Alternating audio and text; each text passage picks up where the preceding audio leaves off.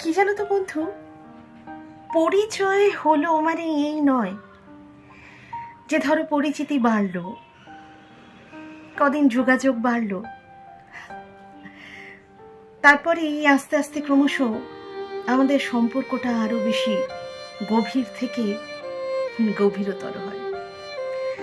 তারপর হঠাৎ করে যোগাযোগটা কমতে থাকে, আর তার সাথেই যেটা বেড়ে যায় সেটা হলো মানসিক দূরত্ব। যার সাথে আগে খুব খুব বেশি করে কথা হতো, আস্তে আস্তে কথা কমে যায়, তারপর হয়তো একদিন কথা হয়ই না। তাই আজকে আমাদের জীবনে যারা খুব বেশি পরিচিত,